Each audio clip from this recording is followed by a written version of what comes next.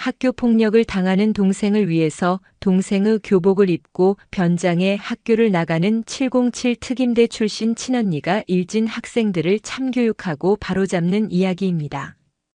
구독과 좋아요를 해주시면 더 좋은 사연으로 보답하겠습니다. 2016년 11월 늦가을에 스산한 바람이 부산의 바다 냄새를 실어 나르던 금요일 저녁이었다. 도시의 불빛이 하나둘 켜지며 회색빛 아스팔트를 적셨지만 한지수의 원룸은 아직 어둠에 잠겨 있었다. 그녀는 막 고된 아르바이트를 마치고 돌아와 흠뻑 젖은 전투복 대신 입게 된 작업복의 먼지를 털어내고 있었다. 특수부대에서 흑표범이라 불리던 시절의 날카로운 눈빛은 일상의 무게 속에 무뎌진 듯 했지만 단단히 다져진 어깨와 곧은 자세는 여전히 그녀가 평범한 27살 여자와는 다른 길을 걸어왔음을 증명했다. 띠리리그 쾅. 현관문이 열리고 닫히는 소리는 평소보다 훨씬 무겁고 불길했다. 동생 한지아였다. 고등학교 3학년 수능을 코앞에 둔 동생은 보통 이 시간이면 독서실에서 돌아와 제잘거리며 하루의 피로를 녹여주곤 했다. 하지만 오늘 지수는 등 뒤에서 느껴지는 공기만으로도 무언가 잘못되었음을 직감했다. 군 시절 적의 기척을 감지하던 본능이 섬광처럼 뇌리를 스쳤다. 지아야 왔어? 저녁은? 지수의 말이 채 끝나기도 전에 그녀는 고개를 돌리고 숨을 멈췄다. 현관에 서 있는 동생의 모습은 처참했다. 단정하게 빗어 넘겼을 머리카락은 축축하게 젖어 엉겨 붙어 있었고 교복 블라우스는 어깨 부분이 길게 찢어져 속살이 희미하게 비쳤다. 하얀 블라우스 위에는 정체를 알 수 없는 흙탕물 자국과 시퍼런 멍이 나비처럼 번져 있었다.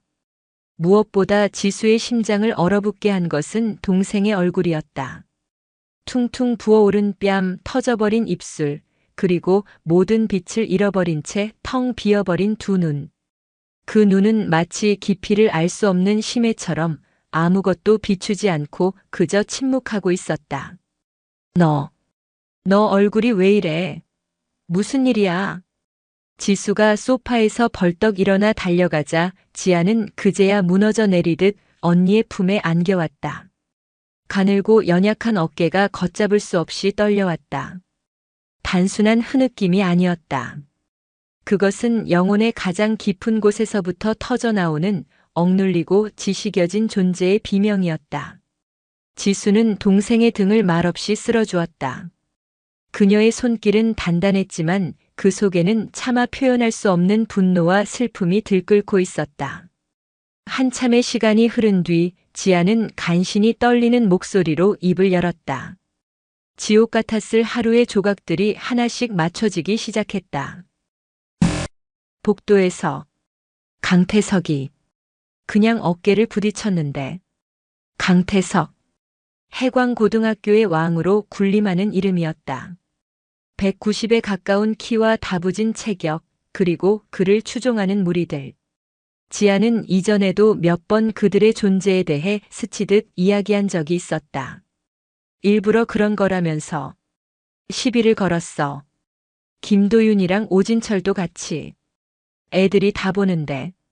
복도 끝으로 끌고 가서. 지아의 목소리는 점점 작아지고 문장은 중간중간 끊겼다. 그 공백을 채우는 것은 지수의 머릿속에서 생생하게 그려지는 끔찍한 상상이었다. 수많은 학생들이 오가는 복도 그 한가운데서 무력하게 끌려가는 동생의 모습. 방관하거나 혹은 희미한 호기심으로 바라보는 시선들.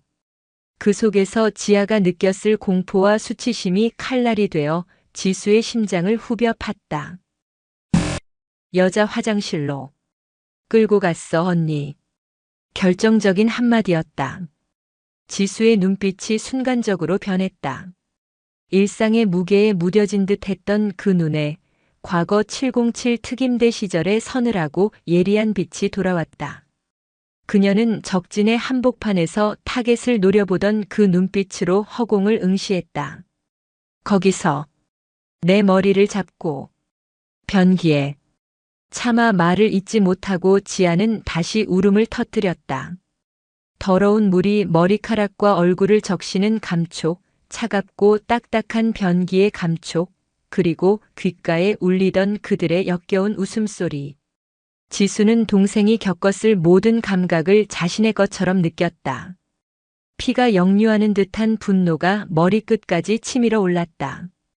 당장이라도 그 학교로 달려가 강태석이라는 놈의 목뼈를 부러뜨리고 싶은 충동이 온몸을 지배했다. 하지만 그녀는 707의 전사였다. 분노는 가장 치명적인 무기이지만 통제되지 않은 분노는 자신을 파괴하는 독이라는 것을 뼈저리게 알고 있었다. 그녀는 입술을 깨물며 끓어오르는 감정을 억지로 짓눌렀다. 그걸 핸드폰으로 찍었어. 지아의 마지막 말은 사형 선고와도 같았다. SNS에 올릴 거라고. 한 번만 더 눈에 띄면 내 인생 끝나는 거라고. 협박했어. 이제 분노는 차가운 결의로 바뀌었다. 지수는 동생의 젖은 머리카락을 부드럽게 쓸어 넘겨주었다. 그녀의 손길은 여전히 따뜻했지만 그녀의 내면에서는 이미 수십 번의 모의 전투가 끝나 있었다. 법, 경찰, 물론 신고해야 했다. 하지만 지수는 알고 있었다. 미성년자라는 방패 뒤에 숨어 솜방망이 처벌을 받고 나올 것이다. 증거가 불충분하다며 흐지부지 될 수도 있다.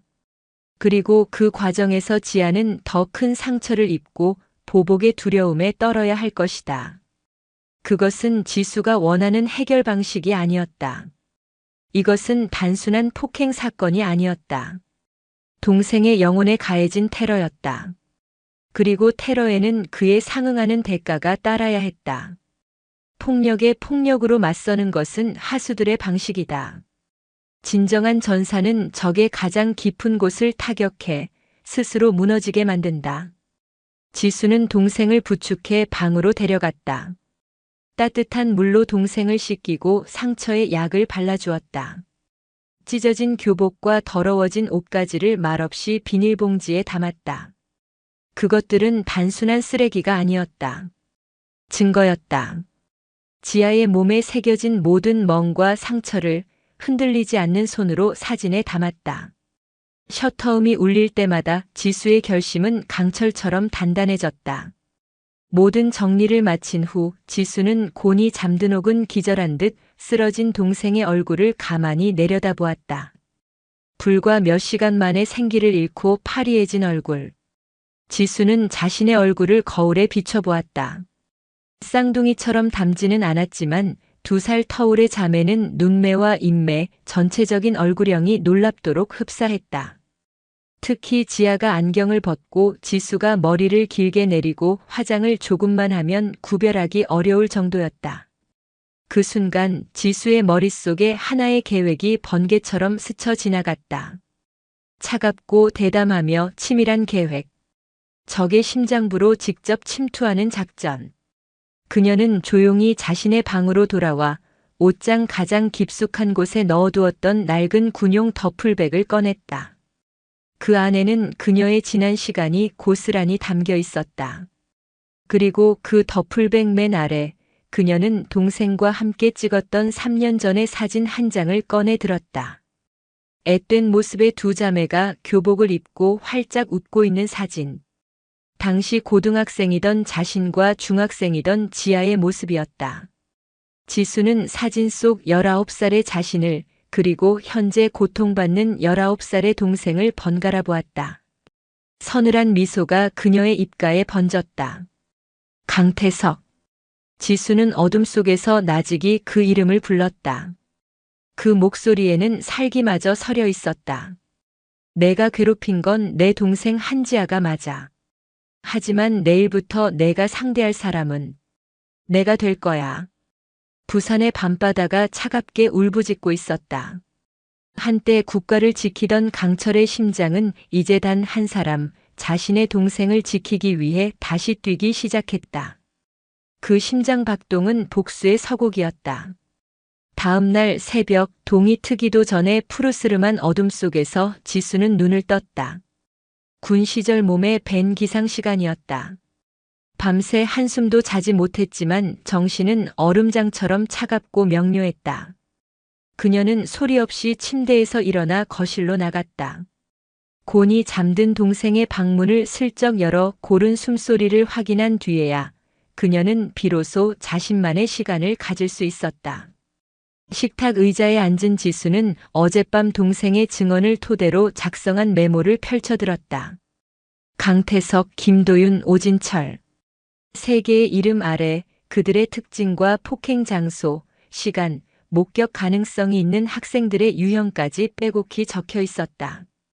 이것은 단순한 복수 계획이 아니었다. 완벽한 정보 수집과 분석, 그리고 실행 계획이 포함된 하나의 작전 계획서였다. 작전명은 에코에코. 동생의 고통을 그대로 되돌려준다는 의미였다. 분노가 다시금 심장을 뜨겁게 달궜다. 눈을 감자 어젯밤 동생의 모습이 선명하게 떠올랐다. 찢어진 교복, 멍든 얼굴, 공포에 질려 텅 비어버린 눈동자. 그리고 그 모습을 보며 웃었을 가해자들의 얼굴. 지수는 주먹을 꽉 쥐었다. 손톱이 손바닥을 파고드는 아픔이 오히려 끓어오르는 사리를 잠재워 주었다. 진정해, 한지수. 넌 군인이다. 통제되지 않는 분노는 패배의 지름길일 뿐이야. 그녀는 스스로에게 되뇌었다. 그리고 그 순간 과거의 기억이 파편처럼 떠올랐다. 혹한기 훈련 중 얼어붙은 강물에 몸을 담그고 밤을 새워야 했던 날이었다. 살을 애는 추위와 극한의 피로 속에서 한 동료가 이성을 잃고 날뛰기 시작했다. 교관은 그를 제압하며 소리쳤다. 내 몸을 지배하는 건 추위가 아니다. 내 정신이다. 정신이 무너지면 모든 게 무너진다. 적은 바로 내 안의 공포와 분노다. 그랬다.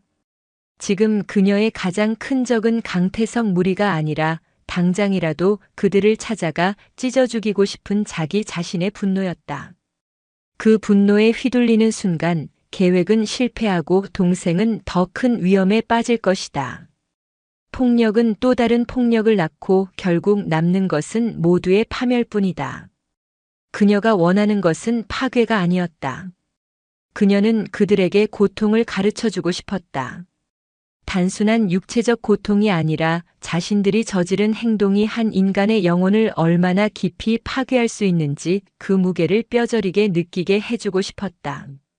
진정한 공포가 무엇인지, 진정한 힘이 어디서 나오는지를 깨닫게 해주고 싶었다. 지수는 자리에서 일어나 창밖을 보았다. 멀리 부산항의 크레인들이 거대한 골리앗처럼 실루엣을 드러내고 있었다. 저 거대한 구조물도 작은 볼트 하나가 풀리면 무너져 내린다. 강태석이라는 왕국도 마찬가지일 것이다. 그를 지탱하는 힘의 근원을 찾아내고 그 연결고리를 하나씩 끊어내면 된다. 폭력이라는 허상 위에 세워진 왕국은 생각보다 쉽게 무너져 내릴 것이다. 계획의 첫 단계는 위장이었다. 그녀는 지하의 방으로 조용히 들어갔다. 책상 위에는 수능 대비 문제집들이 산더미처럼 쌓여 있었다. 벽에는 아이돌 그룹의 브로마이드가 붙어 있었고 책장 한편에는 아기자기한 소품들이 놓여 있었다. 27살의 지수가 잊고 지낸 19살 소녀의 세계였다. 지수는 옷장을 열었다. 자신에게는 작을 것이 분명한 교복들. 하지만 다행히 지아는 키가 자신과 비슷했고 꾸준한 운동으로 다져진 자신의 몸은 군살 없이 탄탄했다. 조금 끼는 것은 어쩔 수 없겠지만 못 입을 정도는 아니었다. 그녀는 지아의 교복 블라우스와 치마를 꺼내 자신의 몸에 대보았다. 거울에 비친 모습은 어색하기 짝이 없었다.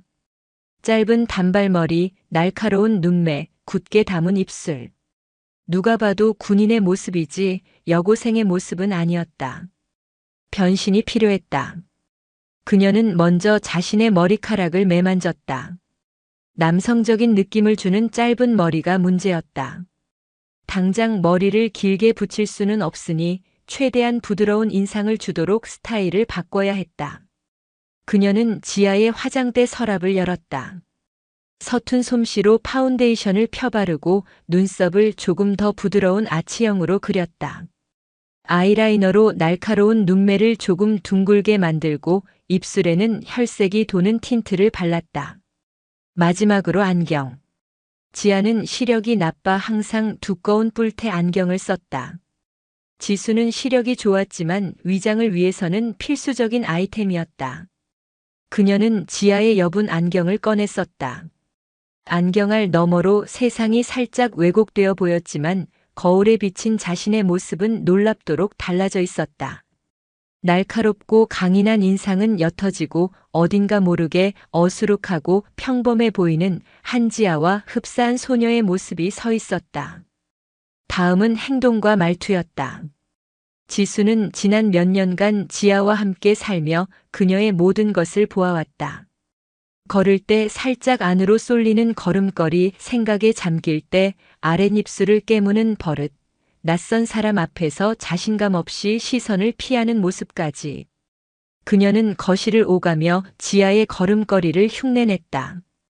군인처럼 꼬찟꼬했던 허리를 살짝 구부리고 어깨를 움츠렸다. 목소리 톤도 평소에 낮고 차분한 톤에서 한 톤 높여 부드럽고 약간은 불안하게 떨리는 듯한 톤을 연습했다. 아, 저기, 안녕하세요. 거울을 보며 연습하는 자신의 모습이 우스꽝스러웠지만 지수는 진지했다. 이것은 연극이 아니었다. 적진에 침투하는 요원의 위장이었다. 사소한 실수 하나가 작전 전체를 위협할 수 있었다. 그녀는 지하의 책상에 앉아 시간표와 교과서를 훑어봤다. 국어, 수학, 영어. 까마득하게 잊어버린 과목들이었지만 다행히 하루 동안 모든 것을 마스터할 필요는 없었다. 그저 수업을 듣는 척만 하면 되었다. 중요한 것은 수업 내용이 아니라 학교라는 공간의 생리와 그 안의 권력 구도를 파악하는 것이었다. 모든 준비를 마친 지수는 마지막으로 자신의 방으로 돌아와 더플백을 다시 열었다. 그 안에서 작고 단단한 녹음기 하나를 꺼냈다. 군에서 사용하던 고성능 장비였다. 어젯밤 동생을 진정시킨 뒤 다시 한번 차분하게 피해 사실을 진술하도록 유도하며 모든 것을 녹음해 두었다. 지아의 떨리는 목소리와 울음 섞인 증언은 그 어떤 증거보다 강력한 무기가 될 터였다. 날이 완전히 밝아왔다. 창밖으로 등교하는 학생들의 모습이 보이기 시작했다. 지수는 마지막으로 거울 앞에 섰다. 어색한 교복, 뿔테 안경, 조금은 긴장한 듯한 표정. 완벽한 19살 소녀 한지아의 모습이었다. 하지만 그 연약한 외피 아래에는 707 특임대의 강철 심장이 뜨겁게 타오르고 있었다. 다녀올게, 지아야. 잠든 동생의 방문을 향해 나직이 속삭인 지수는 현관문을 열고 밖으로 나섰다. 2016년 11월의 차가운 아침 공기가 그녀의 뺨을 스쳤다.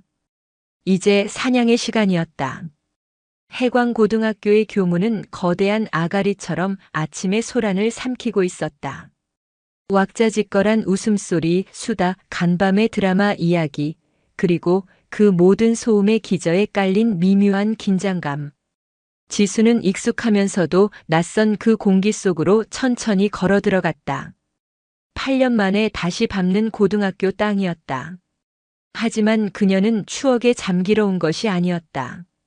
사냥터에 들어선 사냥꾼의 마음으로 그녀의 모든 감각은 극도로 예민하게 나를 세우고 있었다.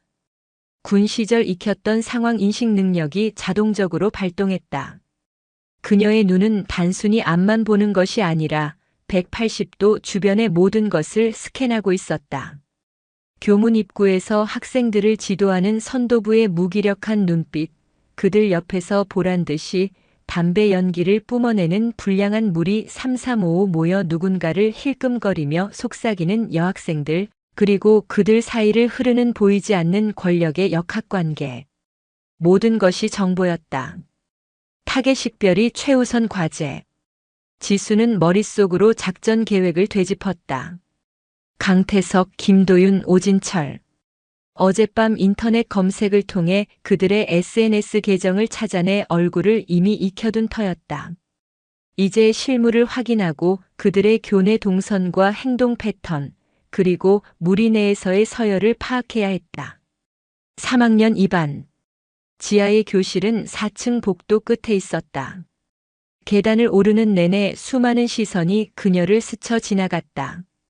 평소의 지수라면 그 시선들을 무시하거나 혹은 날카롭게 되쏘아 봤을 것이다. 하지만 지금 그녀는 한지하였다. 그녀는 어깨를 살짝 움츠리고 시선을 바닥으로 향한 채 조심스럽게 걸음을 옮겼다. 누군가 어깨를 툭 치고 지나가자 화들짝 놀라며 죄송합니다라고 작게 속삭였다. 완벽한 연기였다. 그녀 자신조차 소름이 돋을 정도였다. 교실 문을 열고 들어서는 순간 모든 소음이 거짓말처럼 멎었다. 수십 개의 눈동자가 일제히 그녀에게로 향했다. 그 시선들 속에는 동정, 호기심 그리고 약간의 경멸이 뒤섞여 있었다. 어제 복도와 화장실에서 벌어진 일을 모르는 학생은 거의 없는 듯 했다. 지수는 그들의 시선을 애써 외면하며 자신의 자리로 향했다. 지하의 자리는 창가 맨 뒷자리였다. 교실의 권력 구도에서 가장 소외된 자리. 지수는 말없이 자리에 앉아 가방에서 문제집을 꺼냈다. 야, 한지야. 괜찮냐? 앞자리에 앉은 단발머리 여학생이 걱정스러운 얼굴로 말을 걸어왔다. 최윤아. 지아의 유일한 친구라고 들었던 이름이었다. 지수는 순간 어떻게 반응해야 할지 망설였다. 평소에 지아라면 고개를 숙인 채 아무 말도 못했을 것이다. 괜찮아. 지수는 최대한 기어들어가는 목소리로 하지만 평소의 지아보다는 조금 더 단단한 어조로 대답했다. 유나는 의외라는 듯 눈을 동그랗게 떴다. 평소 같으면 울먹이거나 자리를 피했을 지아가 담담하게 대답했기 때문이었다. 어제 진짜 미친놈들 아니야? 강태석 그 새끼. 쉬으. 조용히 해. 듣겠어. 유나가 목소리를 높이려 하자 주변의 다른 학생들이 질겁하며 그녀를 말렸다. 교실 안에는 강태석의 귀가 곳곳에 심어져 있다는 무언의 공포가 지배하고 있었다. 바로 그때였다. 교실 뒷문이 거칠게 열리며 육중한 그림자 2개가 들어섰다. 김도윤과 오진철이었다. 지수는 고개를 숙인 채 곁눈질로 그들을 관찰했다. 김도윤은 마른 체격에 날카로운 눈매를 하고 있었고 오진철은 다부진 덩치에 짧은 스포츠 머리를 하고 있었다. 그들은 교실을 한번 쓱 훑어보더니 지수의 자리를 향해 다가왔다. 심장이 가볍게 뛰었다. 두려움 때문이 아니었다. 사냥감을 마주한 흥분 때문이었다. 어이, 한지야. 학교는 용케 나왔네. 오진철이 비죽거리며 말했다. 주변 학생들은 모두 딴청을 피우며 그들의 대화에 끼어들지 않으려 애썼다. 어제 변기 물맛은 좀 어땠냐? 시원하지? 김도윤의 조롱에 몇몇 남학생들이 킥킥거리는 소리가 들렸다. 지수는 천천히 고개를 들었다. 그리고 안경 너머의 눈으로 김도윤과 오진철의 눈을 똑바로 쳐다보았다. 평소의 지아처럼 겁에 질려 시선을 피하는 대신 아무런 감정도 담기지 않은 무표정한 눈으로 그들을 응시했다. 그 예상치 못한 반응에 김도윤과 오진철은 순간 당황한 기색을 보였다. 한낱 먹잇감에 불과했던 계집애가 포식자인 자신들을 정면으로 바라보고 있었기 때문이다. 그 눈빛은 두려움도 분노도 아니었다. 마치 곤충을 관찰하는 듯한 무기질의 차가운 시선이었다. 왜? 어제 찍은 동영상이라도 보고 싶어서 왔어? 지수가 나직하게 말했다. 그녀의 목소리는 작았지만 이상하게도 교실의 모든 소음을 뚫고 그들에게 선명하게 박혔다. 김도윤과 오진철의 얼굴이 굳어졌다. 자신들의 협박 카드를 저렇게 태연하게 먼저 꺼낼 줄은 상상도 못했기 때문이다. 에이, 이 미친년이 진짜. 오진철이 주먹을 쥐며 다가서려는 순간 교실 앞문이 다시 한번 열렸다. 이번에는 강태석이었다. 그는 두 사람과는 비교도 안 되는 위압감을 풍기며 교실 안으로 들어섰다. 모든 학생들의 시선이 그에게로 쏠렸고 교실의 공기는 얼음장처럼 차가워졌다. 강태석은 지수에게 다가오던 오진철을 손짓으로 막아 세웠다. 그리고는 천천히 어슬렁거리듯 지수의 책상 앞으로 걸어왔다. 그는 지수의 책상을 발로 툭 차며 거만한 자세로 그녀를 내려다보았다. 재미있는 구경거리가 생겼나 보네. 그의 목소리는 낮고 울림이 있었다. 지수는 여전히 고개를 든 채 그와 시선을 마주했다. 호랑이와 마주 선 늑대. 아니, 호랑이의 탈을 쓴 하이에나와 그를 지켜보는 진짜 맹수의 대치였다. 어제는 그렇게 울고불고 매달리더니 하룻밤 사이에 베는 게 없어졌나 봐. 강태석은 비릿한 미소를 지으며 지수의 턱을 향해 손을 뻗었다. 그의 손이 닿기 직전 지수는 몸을 살짝 뒤로 빼며 그의 손길을 피했다. 아주 자연스럽고 미세한 움직임이었지만 강태석의 손은 허공을 갈랐다. 강태석의 미간이 순간적으로 찌푸려졌다. 우연이라고 생각하기에는 너무나 절묘한 타이밍이었다. 사람 잘못 본 것 같은데. 지수가 차갑게 말했다. 난 우는 것보다 웃게 해주는 걸 더 잘하거든. 넌 평생 웃을 일이 없어질 수도 있고.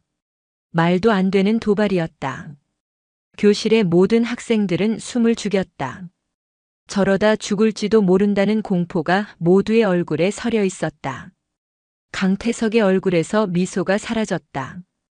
그의 눈에 분노와 당혹감이 동시에 스쳤다. 눈앞의 한지아는 어제의 그 한지아가 아니었다. 전혀 다른 사람이었다. 따라와. 강태석은 짧고 위협적인 한마디를 내뱉고는 교실 밖으로 향했다. 김도윤과 오진철이 승리감에 찬 미소를 지으며 지수의 양옆에 섰다. 어제와 똑같은 상황의 재현. 화장실로 다시 끌려가게 될 것이라는 암시였다. 하지만 지수는 두려워하지 않았다. 오히려 그녀가 기다리던 순간이었다. 조용한 교실보다는 그들만의 공간에서 대화하는 것이 훨씬 효율적이었다. 지수는 말없이 자리에서 일어났다. 그녀를 바라보는 친구 유나의 얼굴은 사색이 되어 있었다. 지수는 괜찮다는 의미로 희미하게 고개를 끄덕여 보인 뒤 강태석의 뒤를 따라 복도로 나섰다. 이제 막 1교시가 시작되려 하고 있었다. 복도는 텅 비어 있었고 그들의 발소리만이 차갑게 울려 퍼졌다. 지수는 강태석의 넓은 등과 그 양옆을 지키는 두 마리의 하이에나를 보며 차갑게 미소 지었다. 그래, 시작해보자. 너희들이 만든 지옥에서 진짜 지옥이 뭔지 보여줄게. 작전의 1단계, 위장 침투 및 타겟과의 접촉은 성공적으로 끝났다. 이제 2단계, 심리적 압박 및 통제권 확보가 시작될 차례였다. 그녀의 심장은 강철처럼 차갑고 머리는 얼음처럼 냉정했다. 텅 빈 복도의 끝, 남자 화장실 앞에서 강태석이 걸음을 멈췄다. 그는 턱짓으로 안을 가리켰다. 어제 지아가 끌려갔던 여자 화장실의 맞은편이었다. 의도적인 장소 선택.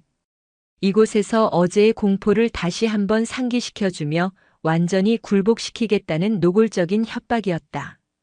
김도윤과 오진철은 이미 익숙하다는 듯이 양옆으로 비켜서며 지수가 들어오기를 기다렸다. 마치 사냥감을 구석으로 모는 하이에나처럼. 지수는 잠시도 망설이지 않았다. 그녀는 스스로 호랑이 굴로 걸어 들어갔다. 화장실 안은 소독약 냄새와 희미한 담배 냄새가 뒤섞여 역한 공기를 만들어내고 있었다. 강태석은 세면대 앞에 비스듬히 기댄 채 팔짱을 끼고 지수를 노려보았다. 문은 오진철이 닫아버려 딸깍하는 소리와 함께 외부와 완벽히 차단된 밀실이 완성되었다. 이제 여기선 아무도 못 들어. 내가 아무리 소리를 질러도 말이야. 강태석의 목소리는 오만함으로 가득했다. 그는 이 공간의 지배자였고 자신의 힘을 과시하며 상황을 즐기고 있었다. 김도윤은 한쪽 입꼬리를 올리며 낄낄거렸다. 어제보다 더 재미있게 해줄까? 이번엔 동영상 화질도 좀 더 좋게 찍어줄게. 풀 HD로. 지수는 아무 말 없이 그들을 차례로 훑어보았다. 어깨를 움츠리고 시선을 피하던 어제의 한지아는 온데간데 없었다. 그녀는 꼿꼿하게 허리를 펴고 3명의 포식자들을 차례로 응시했다. 그 눈빛은 먹잇감의 두려움이 아니었다. 적을 분석하는 지휘관의 냉철함이었다. 오진철, 지수가 나직이 입을 열었다. 예상치 못하게 자신의 이름이 불리자 오진철의 얼굴에 당황한 기색이 스쳤다. 너 작년에 후배 돈 뺏은 걸로 학폭이 열릴 뻔한 거 아버지가 겨우 막아주셨다며? 건설사 사장님이신 아버지가 학교에 기부금 좀 내셨나 봐. 이번에도 아버지가 막아주실 거라 믿는 거야? 뭐야 인연이. 오진철의 얼굴이 새빨갛게 달아올랐다. 자신의 가장 아픈 구석, 힘센 아버지의 그늘에 숨어있는 약점이었다. 지수는 그에게서 시선을 거두고 옆에 있는 김도윤을 향했다. 김도윤, 넌 좀 다른 것 같던데. 셋 중엔 머리가 제일 잘 돌아가잖아. 상황 파악도 빠르고. 언제까지 강태석 밑에서 2인자 노릇만 할 생각이야? 내가 보기에도 지금 이 상황 뭔가 좀 이상하지 않아? 김도윤의 웃음기가 사라졌다. 그는 본능적으로 강태석의 눈치를 살폈다. 지수의 말은 정확했다. 그는 강태석의 힘에 빌붙어 있으면서도 동시에 그의 무식하고 단순한 폭력성에 불만을 품고 있었다. 지수는 그들 사이에 교묘하게 불신의 씨앗을 던졌다. 이 관계. 전장에서는 가장 기본적이면서도 효과적인 전술이었다. 마지막으로 지수는 강태석과 시선을 마주했다. 그리고 너 강태석. 내가 이 무리의 왕인 줄 알겠지만 넌 그냥 겁쟁이야. 뭐라고? 강태석의 얼굴이 험악하게 일그러졌다. 그의 자존심을 정면으로 건드린 한마디였다. 진짜 강한 놈은 자기보다 약한 여자애를 화장실로 끌고 와서 머리를 쳐박지 않아. 그건 그냥 분풀이일 뿐이지. 혹시 집에서 무슨 일 있어? 아니면 얼마 전에 헤어진 여자친구 때문인가? 내가 그렇게 약하고 불안한 놈이라는 걸 다른 애들도 알면 재미있을 텐데. 닥쳐. 강태석이 버럭 소리를 지르며 지수를 향해 달려들었다. 그의 커다란 손이 지수의 멱살을 향해 날아왔다. 피할 수 없는 거리, 막을 수 없는 속도였다. 하지만 지수는 피하지도 막지도 않았다. 강태석의 손이 그녀의 교복 옷깃에 닿으려는 찰나 그녀는 그저 몸의 중심을 살짝 뒤로 물리며 상체를 반바퀴 돌렸을 뿐이다. 강태석의 손은 목표를 잃고 허공을 갈랐고 무리하게 힘을 쓴 그의 몸은 균형을 잃고 앞으로 휘청였다. 지수는 그가 균형을 잡으려 벽을 짚는 바로 그 순간 그의 등 뒤로 돌아가 있었다. 모든 움직임은 물 흐르듯 자연스러웠고 순식간에 일어났다. 김도윤과 오진철은 눈앞에서 벌어진 일을 제대로 인식조차 하지 못했다. 방금 뭐였지? 내가 나를 만질 수 있는 거리는 내가 허락하는 거리뿐이야. 등 뒤에서 들려오는 차가운 목소리에 강태석은 온몸에 소름이 돋았다. 그는 급하게 몸을 돌려 지수를 마주했다. 그녀는 여전히 처음 그 자리에 조금의 흐트러짐도 없이 서 있었다. 하지만 이제 상황은 명백히 달라져 있었다. 이 좁은 화장실의 공간을 지배하는 것은 더 이상 강태석이 아니었다. 때마침 1교시 시작을 알리는 종소리가 길게 울려 퍼졌다. 구원의 종소리인 동시에 1라운드의 종료를 알리는 공소리였다. 지수는 굳어버린 세 사람을 남겨두고 화장실 문을 향해 걸어갔다. 문을 열기 직전 그녀는 잠시 멈춰서서 말했다. 게임의 규칙은 바뀌었어. 그리고 이제부터 그 규칙은 내가 정해. 문을 열고 나가는 그녀의 뒷모습을 세 사람은 망연자실한 표정으로 바라볼 뿐이었다. 그들의 머릿속에는 거대한 물음표와 함께 생전 처음 느껴보는 종류의 서늘한 공포가 자리 잡기 시작했다. 화장실에서 벌어진 일은 순식간에 보이지 않는 소문이 되어 3학년층을 떠돌았다. 강태석 무리가 한지아를 끌고 갔지만 어찌 된 일인지 아무 일 없이 그냥 나왔다는 것. 오히려 그들의 표정이 좋지 않았다는 목격담이 더해지면서 학생들은 혼란에 빠졌다. 먹잇감인 줄 알았던 한지아의 알 수 없는 변화는 그들에게 미지의 공포를 심어주기에 충분했다. 점심시간. 지수는 의도적으로 평소보다 조금 늦게 식당으로 향했다. 이미 대부분의 학생들이 자리를 잡고 식사를 하고 있는 가장 혼잡한 시간이었다. 그녀는 식판을 들고 일부러 강태석 무리가 앉아있는 테이블 근처를 지나갔다. 그들의 권력을 과시하는 중앙의 가장 큰 테이블이었다. 아니나 다를까 오진철이 자리에서 일어나며 일부러 발을 뻗어 지수의 발을 걸었다. 지수가 들고 있던 식판이 공중으로 날아올랐고 밥과 반찬, 국물이 요란한 소리를 내며 바닥에 쏟아졌다. 식당의 모든 소음이 순간 멎고 시선이 집중되었다. 강태석 무리가 의도했던 바로 그 그림이었다. 모두의 앞에서 한지아를 망신주고 아침에 실추된 권위를 회복하려는 속셈이었다. 아, 미안. 발이 좀 길어서. 오진철이 뻔뻔하게 웃으며 말하자 주변의 몇몇이 따라 웃었다. 강태석은 만족스러운 미소를 지으며 의자에 등을 기댔다. 이제 저 계집애는 울면서 식당을 뛰쳐나가겠지. 그렇게 생각했다. 하지만 지수는 울지 않았다. 그녀는 넘어진 채로 고개를 숙이고 있지 않았다. 천천히, 아주 천천히 상체를 일으킨 그녀는 바닥에 널브러진 음식물들을 잠시 내려다보았다. 그리고는 자리에서 일어나 자신을 향해 쏟아지는 수백 개의 시선을 정면으로 마주했다. 괜찮아. 지수가 나지기 하지만 식당 전체에 울릴 만큼 또렷하게 말했다. 어차피 어제 변기물에 비하면 이 정도는 깨끗한 편이니까. 폭탄 선언이었다. 식당 안은 물을 끼얹은 듯 조용해졌다. 변기물이라는 단어에 학생들의 얼굴에는 경악과 충격이 번져나갔다. 강태석과 그 무리들의 얼굴은 하얗게 질려버렸다. 자신들만의 비밀이라고 생각했던 치부가 가장 공개적인 장소에서 까발려진 순간이었다. 지수는 멈추지 않았다. 그녀는 검사처럼 피고인들을 향해 한 걸음 다가서며 말을 이었다. 2016년 11월 18일 금요일 오후 4시경. 3학년층 여자 화장실에서 무슨 일이 있었는지 다들 궁금하지 않니? 그녀는 오진철을 손가락으로 가리켰다. 오진철, 내가 망을 보고 있었고. 그녀의 손가락이 김도윤을 향했다. 김도윤, 넌 핸드폰으로 모든 걸 촬영했지. SNS에 올리겠다고 협박하면서. 마지막으로 그녀의 차가운 시선이 굳어버린 강태석에게 꽂혔다. 그리고 너 강태석. 넌 내 동생의 머리채를 잡고 변기에 처박았어. 웃으면서. 지수는 한지아의 연기를 완전히 벗어던졌다.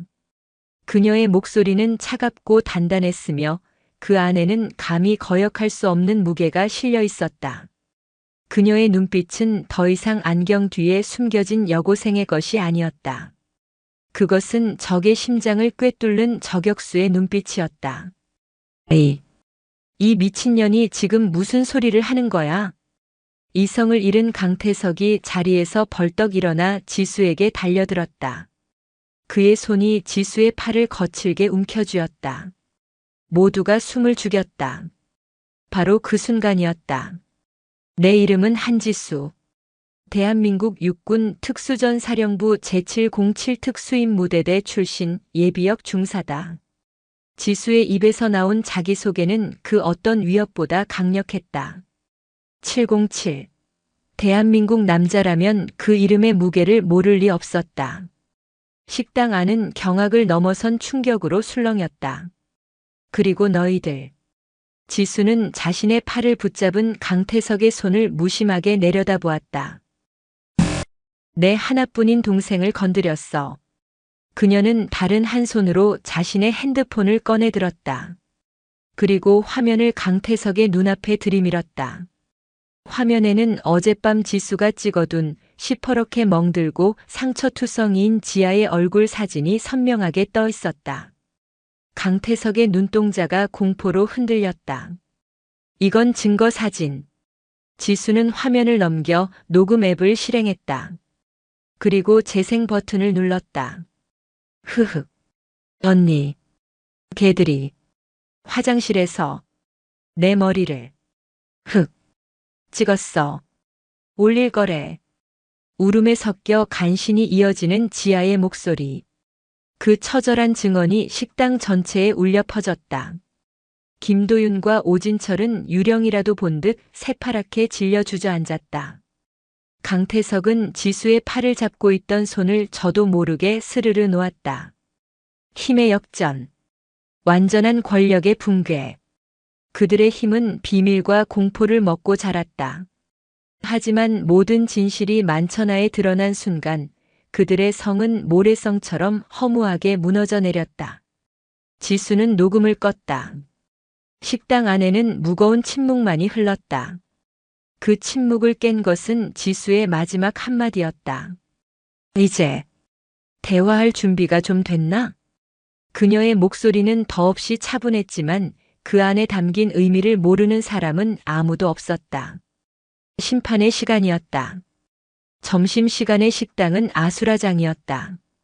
학생들은 수군거렸고 뒤늦게 달려온 학생부 교사는 어쩔 줄 몰라 하며 지수와 강태석 무리를 번갈아 쳐다볼 뿐이었다. 그는 이 믿을 수 없는 상황을 감당할 능력이 없었다. 지수는 그를 신경 쓰지도 않았다. 그녀의 시선은 오직 눈앞의 세 소년에게 고정되어 있었다. 그들은 왕의 자리에서 끌어내려져 모두의 앞에서 발가벗겨진 죄인의 모습이었다. 따라와. 이번에 명령을 내린 것은 지수였다. 그녀는 망연자실하게 서 있는 세 사람을 이끌고 식당을 나섰다. 아무도 그녀를 막지 못했다. 모세가 홍해를 가르듯 학생들이 길을 열어주었다. 지수가 향한 곳은 옥상이었다. 굳게 닫혀있던 옥상 문을 그녀는 아무렇지 않게 어깨로 밀어 열어젖혔다. 낡은 자물쇠가 힘없이 부서져 나갔다. 차가운 겨울 바람이 몰아치는 옥상. 부산 시내와 멀리 바다가 한눈에 내려다 보이는 그곳에서 네 사람은 마주섰다. 이제는 완벽하게 가해자와 피해자의 위치가 뒤바뀐 채였다. 무릎 꿇어. 지수의 목소리는 칼날 같았다. 강태석은 잠시 망설였다. 그의 마지막 남은 자존심이었다. 하지만 지수의 눈빛과 마주친 순간 그는 저항할 수 없음을 깨달았다. 저 눈은 그가 이해할 수 있는 세상의 것이 아니었다. 저 여자는 자신들을 정말로 죽일 수도 있다는 비현실적인 공포가 온몸을 덮쳤다. 쿵. 강태석이 무릎을 꿇자 김도윤과 오진철도 따라서 무릎을 꿇었다. 내가 너희들을 지금 여기서 던져버린다고 해도 아마 정당방위나 심신미약으로 풀려날 수 있을 거야. 내 동생이 받은 정신과 진단서와 이 증거들이면 충분하거든. 지수는 핸드폰을 흔들어 보였다. 그것은 단순한 협박이 아니었다. 법과 증거에 기반한 냉혹한 현실이었다. 세 사람의 얼굴이 더욱 하얗게 질렸다. 하지만 난 너희 같은 쓰레기들 때문에 내 인생을 더럽히고 싶지 않아. 경찰서에 넘기지도 않을 거야. 소년원에 다녀온 걸 훈장처럼 여기는 놈들이 있다는 것도 잘 알아. 그래서 너희에게 선택권을 주려고 해. 지수는 그들 앞에 쪼그리고 앉아 눈높이를 맞췄다. 그 부드러운 행동이 오히려 더 큰 위압감을 주었다. 내가 제시하는 세 가지 조건을 받아들이든가 아니면 내가 가진 모든 증거와 함께 너희들의 미래를 영원히 지워버리든가. 선택해. 무슨 조건인데요? 김도윤이 간신히 떨리는 목소리로 물었다. 첫째, 내 동생에게 진심으로 사과해라. 지수의 목소리에 힘이 실렸다. 이런 식의 사과가 아니야. 내일 아침 조회 시간 전교생이 보는 앞에서 너희들이 무슨 짓을 했는지 스스로 고백하고 내 동생에게 용서를 구해. 물론 내 동생은 그 자리에 없을 거야. 더 이상 너희 같은 놈들 때문에 상처받게 할 순 없으니까. 이건 너희를 위한 거야. 자신들이 저지른 죄의 무게를 스스로 인정하고 그 수치심을 감당하는 것. 그게 속죄의 첫걸음이다. 전교생. 앞에서요. 오진철이 믿을 수 없다는 듯 중얼거렸다. 그들에게는 사형 선고나 다름없었다. 둘째. 앞으로 너희는 해광고의 수호자가 된다. 네. 너희들이 가진 그 힘, 그 영향력. 이제부턴 약한 애들을 괴롭히는 데 쓰는 게 아니라 지키는 데 써. 너희 눈에 학교 폭력이라 판단되는 상황이 보이면 무조건 개입해서 막아. 그리고 각자 한 명씩 가장 도움이 필요해 보이는 후배를 지정해서 졸업할 때까지 책임지고 지켜줘. 너희가 부린 폭력의 총량만큼 선한 영향력으로 갚아나가라는 뜻이다. 지수는 그들에게 벌이 아닌 역할을 부여하고 있었다. 파괴자가 아닌 건설자가 될 기회를 주고 있었다. 마지막 셋째. 지수는 자리에서 일어났다. 그리고 그들을 서늘하게 내려다보았다. 만약 이 약속을 어긴다면, 다시는 누군가를 괴롭히거나 이 약속을 우습게 여긴다면, 그땐 경찰도 학교도 찾지 않을 거야. 내가 직접 너희를 찾아간다. 그리고 내가 군대에서 배운 사람에게 가장 큰 고통을 가장 오래도록 남기는 방법을 전부 사용해서 너희에게 진짜 지옥이 뭔지 가르쳐 줄 거야. 그녀의 목소리에는 단 한 줌의 감정도 실려 있지 않았다. 그래서 더 무서웠다. 그것은 분노의 협박이 아니라 사실을 전달하는 통보였다. 이건 협박이 아니야. 약속이다. 군인의 약속은 목숨을 걸고 지키는 거다. 세 소녀는 아무 말도 하지 못했다. 그저 고개를 숙인 채 부들부들 떨 뿐이었다. 그들은 비로소 깨달았다. 자신들이 건드린 것은 연약한 여고생이 아니었다. 그들이 지금껏 쌓아올린 폭력의 세계와는 차원이 다른 진짜 강함 그 자체였다. 대답해. 받아들이겠나? 지수의 마지막 물음에 긴 침묵 끝에 강태석이 입을 열었다. 그의 목소리는 완전히 힘을 잃어 있었다. 받아들이겠습니다. 그 한마디와 함께 해광고를 지배하던 철권의 시대는 막을 내렸다. 그리고 그 폐허 위에서 누구도 예상하지 못했던 새로운 이야기가 시작될 준비를 하고 있었다. 다음 날 아침 해광고등학교의 공기는 이례적으로 무겁고 팽팽했다. 월요일 아침의 나른함 대신 거대한 폭풍 전야 같은 긴장감이 학교 전체를 감돌았다.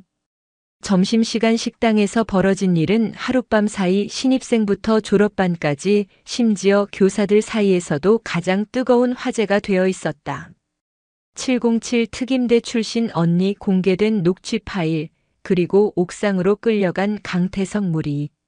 모든 것이 비현실적인 한 편의 영화 같았다. 아침 조회 시간 전교생이 운동장에 도열했다. 교감의 지루한 훈화가 시작되었지만 아무도 귀 기울이지 않았다. 모두의 시선은 단상 한편의 불안한 모습으로 서 있는 강태석, 김도윤, 오진철에게 쏠려 있었다. 그들의 얼굴에는 이전의 오만함 대신 창백한 굴욕감과 공포가 서려 있었다. 지수는 운동장 가장자리, 오래된 플라타너스 나무 그늘 아래에 서서 모든 것을 지켜보고 있었다. 어제 오후 그녀는 교장실을 찾아가 교장과 교감, 학생부장을 독대했다. 그 자리에서 모든 증거를 제시하며 학교 측이 이 일을 섣불리 덮거나 가해자와 피해자 모두를 처벌하는 식의 물타기를 시도할 경우 모든 자료를 교육청과 언론에 넘기겠다고 통보했다. 학교의 명예 실추를 목숨처럼 여기는 그들에게는 가장 효과적인 협박이었다. 지수는 학교의 개입을 원천 차단하고 오직 그녀가 설계한 방식의 심판만이 이루어지도록 판을 짜놓았다. 교감의 훈화가 끝나고 마침내 학생 부장이 마이크를 잡았다. 다음은 3학년 강태석, 김도윤, 오진철 학생이 할 말이 있다고 합니다. 운동장이 순간 찬물을 끼얹은 듯 조용해졌다. 강태석이 떨리는 다리로 마이크 앞에 섰다. 그는 차마 고개를 들지 못하고 자신의 신발끈만 내려다보았다. 수천 개의 눈동자가 자신을 비난하고 조롱하고 혹은 동정하며 지켜보고 있었다. 생전 처음 느껴보는 종류의 고립감이었다. 그는 잠시 망설였다. 이 자리에서 모든 것을 부정하고 발악하고 싶은 충동이 일었다. 하지만 그 순간 운동장 가장자리에 서 있는 지수와 눈이 마주쳤다. 아무런 감정 없는 그 차가운 눈빛. 어제 옥상에서 들었던 군인의 약속이라는 말이 귀에 울리는 듯 했다. 강태석은 자신도 모르게 침을 삼켰다. 저 3학년 강태석입니다. 그의 목소리는 갈라져 나왔다. 저는 지난 금요일 같은 반 친구인 한지아 학생에게 씻을 수 없는 상처를 주었습니다. 스스로의 입으로 죄를 고백하는 것은 수백 대의 주먹을 맞는 것보다 더한 고통이었다. 복도에서 시비를 걸어 여자 화장실로 끌고 갔습니다. 저와 김도윤, 오진철은 한지아 학생에게 폭력을 행사하고 변기에 머리를 박게 하는 등 인간으로서 해서는 안 될 짓을 저질렀습니다. 그 모습을 촬영하며 협박까지 했습니다. 운동장은 충격으로 술렁였다. 소문으로만 듣던 이야기가 가해자의 입에서 사실로 확인되는 순간이었다. 특히 여학생들은 경악과 분노로 얼굴이 하얗게 질렸다. 강태석은 눈을 질끈 감았다. 이제 돌이킬 수 없었다. 그는 준비된 대본이 아닌 자신의 기억을 더듬어 말을 이었다. 그 과정에서 그는 처음으로 자신이 저지른 행동이 얼마나 비열하고 끔찍한 것이었는지를 객관적으로 마주하게 되었다. 한지아 학생에게, 그리고 이 사실을 알고 고통받았을 가족분들에게 진심으로 사죄드립니다. 죄송합니다. 강태석이 90도로 허리를 숙였다. 김도윤과 오진철도 따라서 고개를 숙였다. 그들의 사죄에는 공포가 섞여 있었지만 수치심이라는 새로운 감정이 분명히 싹트고 있었다. 사과가 끝나자 학생들 사이에서는 거대한 파장이 일었다. 그동안 강태석 무리에게 알게 모르게 고통받았던 학생들은 안도의 한숨을 내쉬었고 일부는 통쾌하다는 표정을 지었다. 그들을 추종하던 학생들은 배신감과 혼란에 휩싸였다. 교사들은 이 전대미문의 사건을 어떻게 처리해야 할지 몰라 당혹스러워했다. 해광고를 지탱하던 폭력의 질서는 그렇게 모두가 보는 앞에서 공개적으로 해체되었다. 조회가 끝나고 교실로 돌아가는 길, 아무도 강태석 무리에게 말을 걸지 않았다. 그들은 완벽하게 고립되었다. 지수는 그들의 뒷모습을 잠시 바라보다가 조용히 교문 밖으로 발걸음을 옮겼다. 그녀의 임무는 끝났다. 이제 남은 것은 그들이 약속을 지키는지 감시하는 것뿐이었다. 학교를 떠나기 전 그녀는 자신의 핸드폰으로 짧은 메시지 하나를 보냈다. 수신이는 강태석이었다. 이건 끝이 아니라 시작이다. 약속을 증명해봐. 그날 이후 해광고에는 기묘한 평화가 찾아왔다. 하지만 그 평화 아래에서는 더 큰 변화의 물결이 조용히 소용돌이치고 있었다. 시간이 흘러 2017년의 봄이 찾아왔다. 강태석, 김도윤, 오진철은 졸업을 앞둔 고3 수험생이 되었다. 공개 사과 이후 그들은 학교의 유령 같은 존재가 되었다. 한때 그들을 두려워하고 따르던 시선은 이제 경멸과 호기심으로 바뀌었고 그들 곁에는 아무도 남지 않았다. 권력이 사라진 왕은 그저 덩치 큰 외톨이에 불과했다. 특히 강태석에게 그 시간은 지독한 자기 혐오와의 싸움이었다. 밤마다 자신이 지아에게 저질렀던 일이 악몽처럼 되살아났고 낮에는 학생들의 경멸 어린 시선을 견뎌내야 했다. 차라리 누가 와서 때려주면 속이라도 시원할 것 같았다.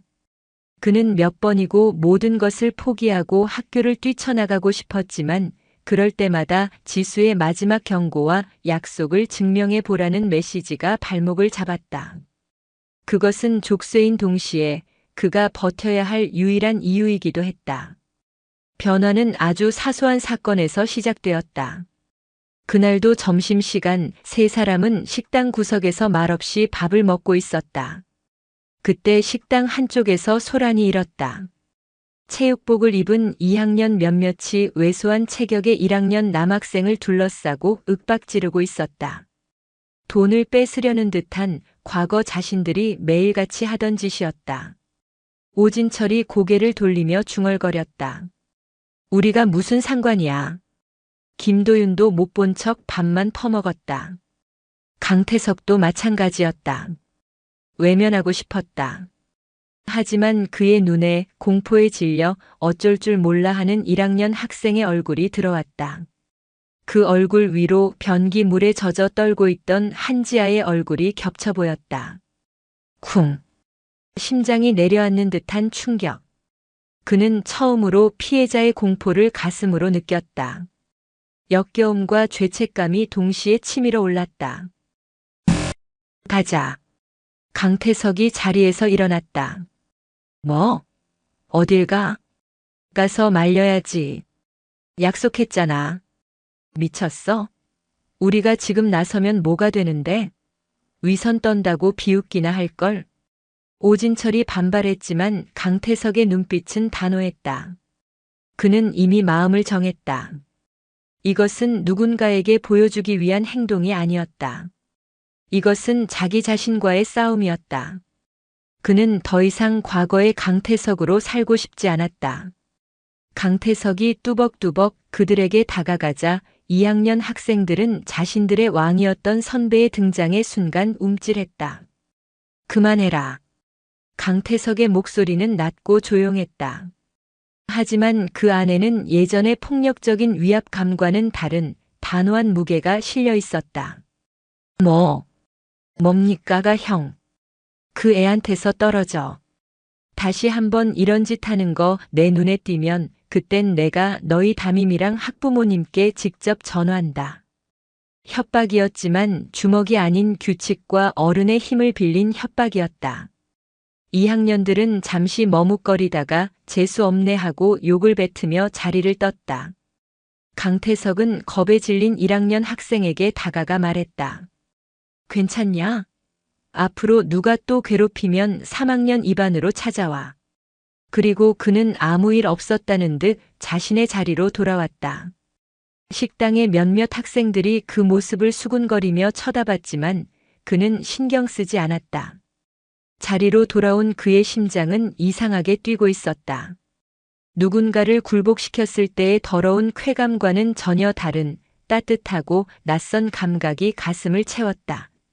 이것이 지켜주는 느낌일까? 그는 처음으로 자신이 쓸모있는 인간이 된 것 같은 기분을 느꼈다. 그날 저녁 집으로 돌아온 강태석은 한참을 망설이다 책상 서랍에서 낡은 핸드폰을 꺼냈다. 그리고 짧은 메시지를 입력했다. 수신이는 한지수였다. 오늘 약속 하나를 지켰습니다. 몇 분 뒤 짧은 답장이 돌아왔다. 알고 있다. 강태석은 그 짧은 답장을 보며 자신도 모르게 희미하게 미소 지었다.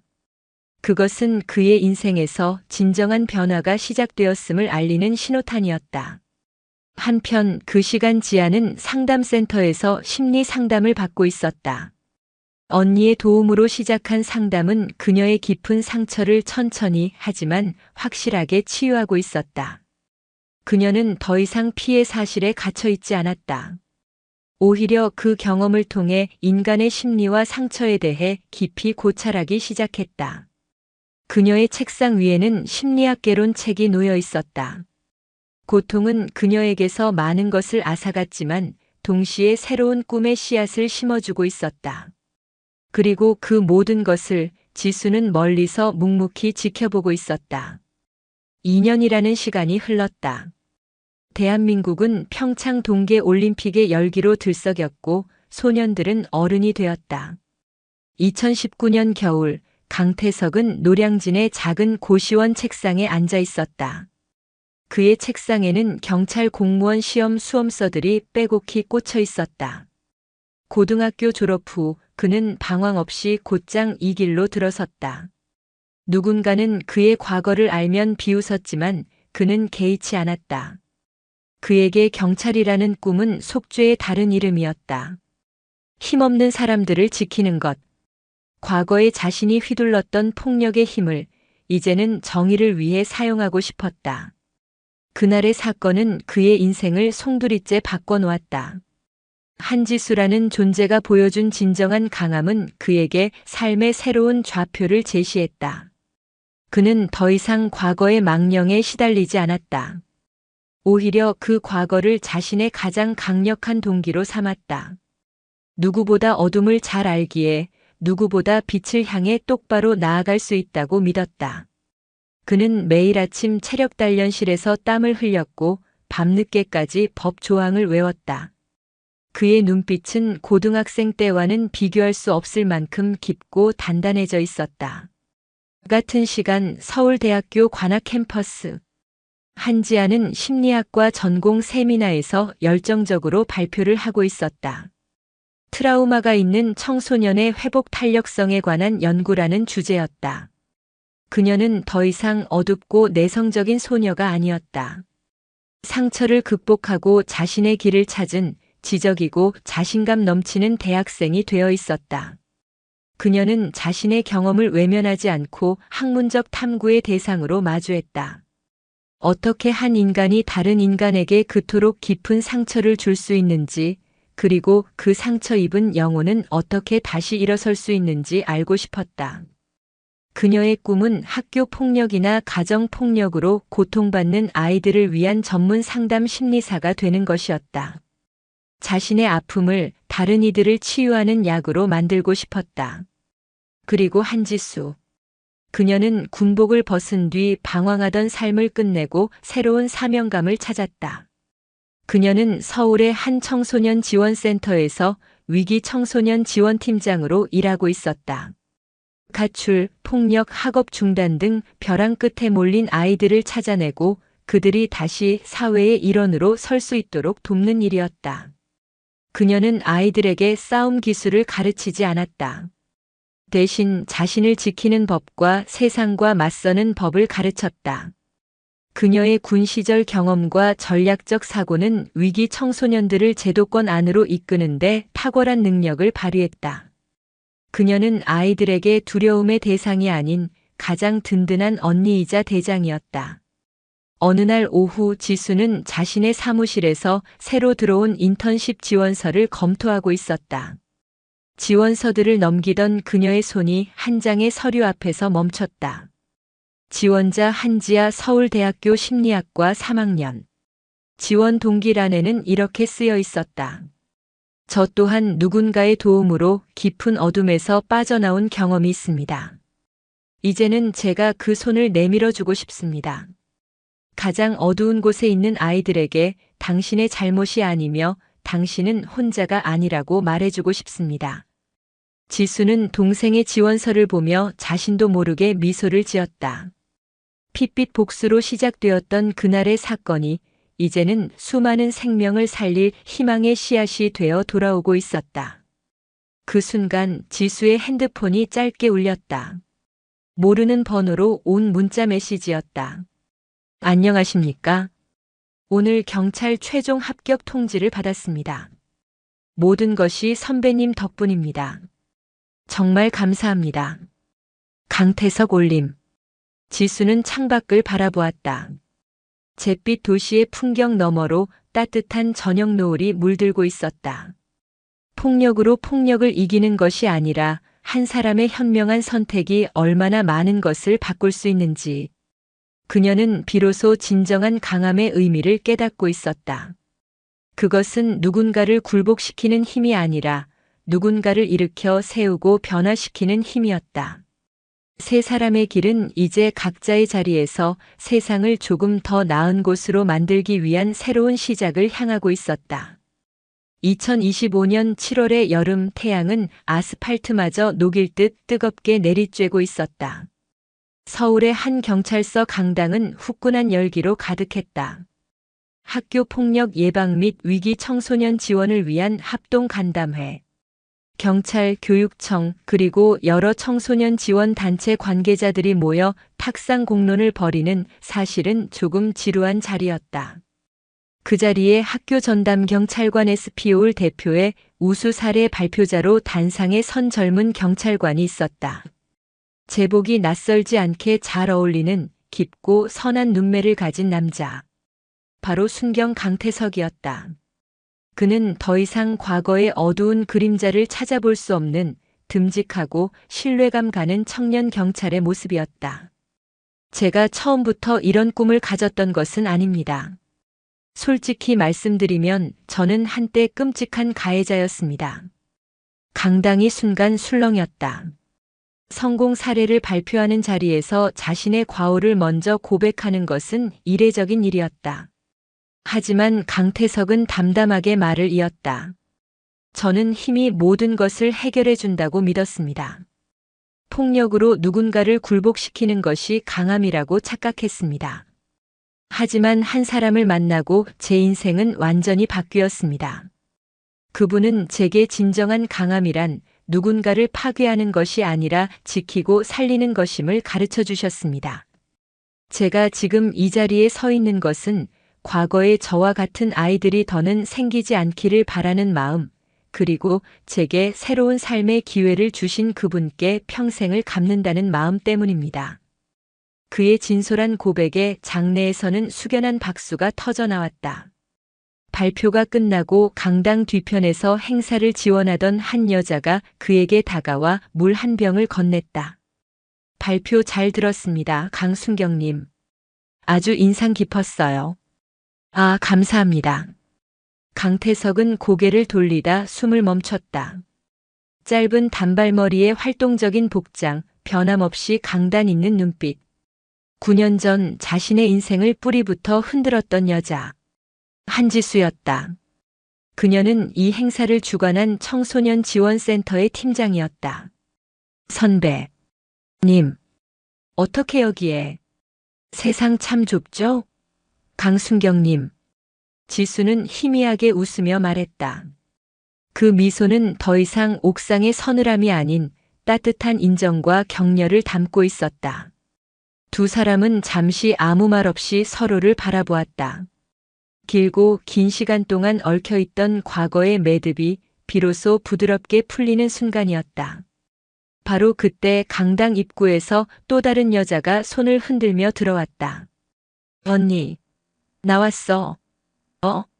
강태석 씨?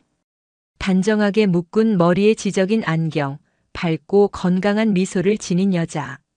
한지아였다. 그녀는 언니의 센터에서 인턴을 거쳐 정식 상담사로 일하며 오늘은 행사를 돕기 위해 찾아온 길이었다. 세 사람이 한자리에 모였다. 끔찍한 악연으로 시작되었던 세 개의 삶이 이제는 청소년을 지킨다는 하나의 목표 아래에서 재회한 것이다. 강태석은 두 자매 앞에서 차마 고개를 들 수 없었다. 그는 9년 만에 피해자였던 지아를 정면으로 마주했다. 그는 깊이 허리를 숙였다. 정말 미안했습니다. 그리고 정말 감사합니다. 그의 사과에는 더 이상 공포나 의무감이 아닌 뼈저린 후회와 진심 어린 감사가 담겨 있었다. 지아는 잠시 그를 바라보다가 부드럽게 미소 지었다. 이미 다 괜찮아요. 강태석 씨 덕분에 오히려 저는 제 길을 더 빨리 찾을 수 있었어요. 지금처럼 좋은 경찰관으로 남아주세요. 그게 저에게는 최고의 사과입니다. 그녀의 용서는 상처를 억지로 덮는 것이 아닌 고통을 완전히 통과해낸 자만이 가질 수 있는 단단하고 성숙한 용서였다. 지수는 두 사람의 모습을 흐뭇하게 바라보았다. 그녀의 심판은 복수로 끝나지 않았다. 가해자에게는 속죄와 성장의 기회를, 피해자에게는 상처를 극복하고 타인을 치유하는 힘을 주었다. 그리고 자신 또한 동생을 지키려던 분노를 더 많은 아이들을 지키는 사명감으로 승화시켰다. 세 사람은 함께 강당을 걸어 나왔다. 뜨거운 여름 햇살 아래 그들의 그림자가 나란히 길게 뻗어 있었다. 더 이상 가해자도 피해자도 복수자도 아니었다. 각자의 자리에서 상처를 끌어안고 서로를 구원하며 세상을 조금 더 따뜻하게 만드는 어른이 되어 서 있었다. 차가운 강철은 수없이 두들겨지고 불에 달궈져야 비로소 단단하고 예리한 검이 된다. 그들의 삶이 그러했다. 지독한 고통과 분노의 불길 속에서 서로를 핥히고 부딪히며 그들은 비로소 진짜 강철로 다시 태어났다. 그리고 그 강철의 심장은 이제 더 많은 연약한 이들을 지키기 위해 뜨겁게 뛰고 있었다. 오늘도 요지경 사연을 잘 들어주셔서 감사합니다.